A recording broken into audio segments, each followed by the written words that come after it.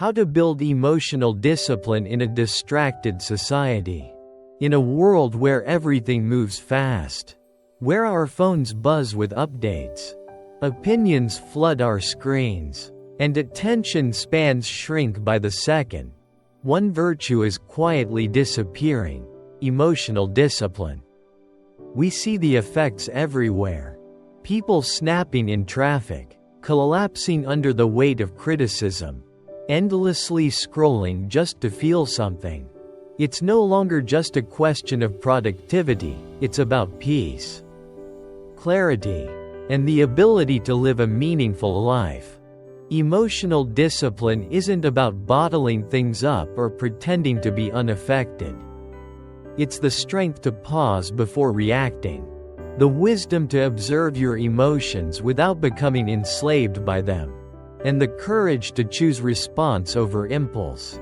In a distracted society, that kind of inner control isn't just rare, it's revolutionary. But how do you build it when every part of your environment is designed to fragment your attention, provoke your emotions, and reward your worst impulses? Let's begin where all true change starts: awareness. Most people don't realize they're emotionally undisciplined until life exposes it. Maybe it's during a breakup, when the pain is so overwhelming that they lash out or retreat into isolation. Maybe it's at work, when a single piece of negative feedback sends them spiraling into self-doubt or rage. Or perhaps it's something subtler: the creeping anxiety of constantly needing validation, approval, or distraction just to feel okay. The truth is, our emotional reactions often reveal where we're not free. That sting of jealousy? It points to insecurity. That rush of anger? Often fear in disguise. That need to be constantly entertained? A mask for emptiness we haven't dared to sit with. Emotional discipline isn't about suppressing these feelings. It's about understanding them. It's about becoming so familiar with your inner world that nothing in the outer world can pull you off center for long.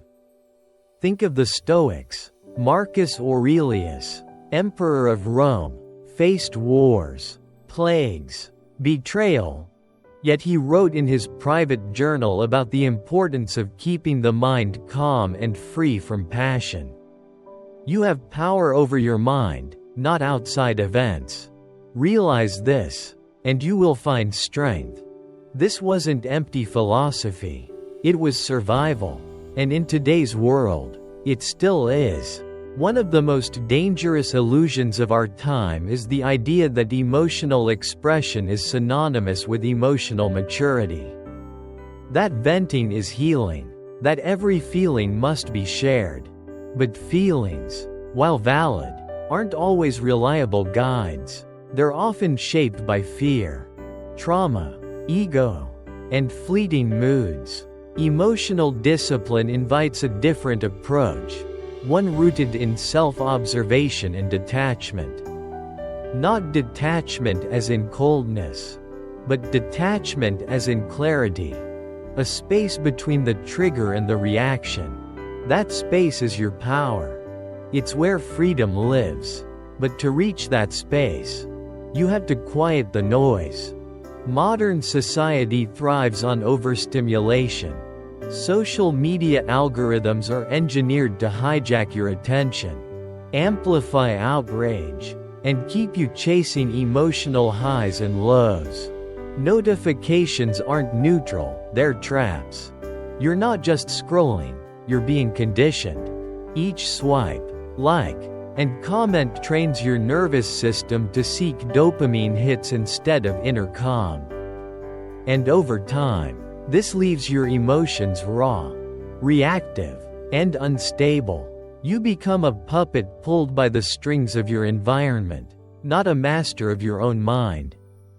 To build emotional discipline, you must unplug from that system long enough to remember who you are without it. Start with silence. Real, uncomfortable silence. The kind that forces you to face yourself. That's where emotional discipline is born, not in the noise, but in the stillness that reveals your deeper fears, needs, and patterns. Meditation, solitude, long walks without your phone. These aren't luxuries, they're training grounds. Every time you sit with discomfort instead of fleeing from it, you reclaim power. Every time you choose restraint over reaction, you sharpen your edge. Let me tell you a story. There was a man I once knew, quiet, composed, unshakable. He didn't talk much, but when he did, every word carried weight. I asked him once how he stayed so calm when people criticized or provoked him. He smiled and said, "I used to react to everything. I thought strength was fighting back. But then I realized that real strength is knowing you could explode, and choosing not to." He paused. "Now, I let people talk. I let storms pass. I choose peace over proving a point." That stuck with me, because so many of us waste our emotional energy proving we're right, defending our ego, or responding to people who don't deserve our attention. We trade our peace for petty battles, and call it standing up for ourselves.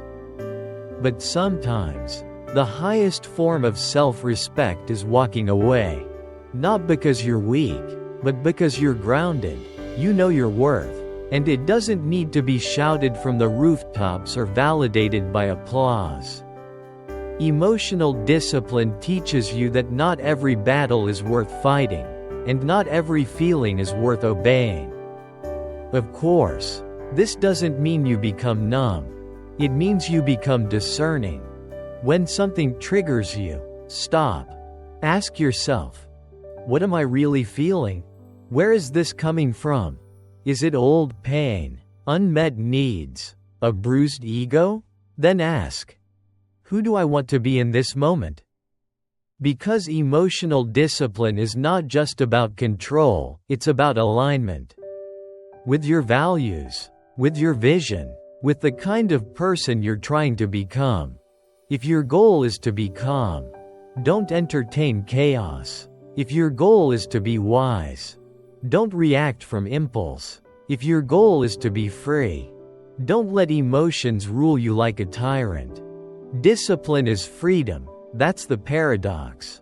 It might feel like restriction at first, but over time, it gives you sovereignty over your life.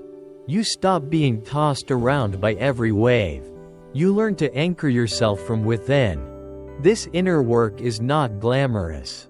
It's slow, quiet, and often invisible.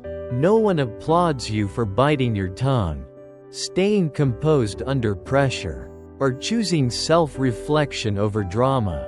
But that's where the real transformation happens, not in public, but in private. Emotional discipline doesn't mean you never cry, get angry, or feel lost. It means you don't live there. You don't build a home in suffering. You feel what you need to feel, and then you move forward. Wiser, stronger, and more centered. We live in a distracted society that wants you to react, to consume, to argue, to post, to chase temporary relief instead of lasting peace. But you don't have to play that game. You can be the one who breathes instead of breaks, who listens instead of lashes out, who observes instead of absorbs, who holds their center when the world spins around them. In the end, emotional discipline is an act of rebellion against noise, against chaos, against a culture that profits from your instability. But more than that, it's a commitment to yourself, to becoming someone who doesn't just survive the storm, but becomes the calm within it. So the next time you feel the urge to react, to defend, to explode, pause, breathe, choose awareness, and remember, your greatest power isn't how loudly you respond. It's how deeply you remain anchored. Because in a society that has forgotten how to be still, how to think, and how to feel without reacting, your emotional discipline might just be your greatest superpower.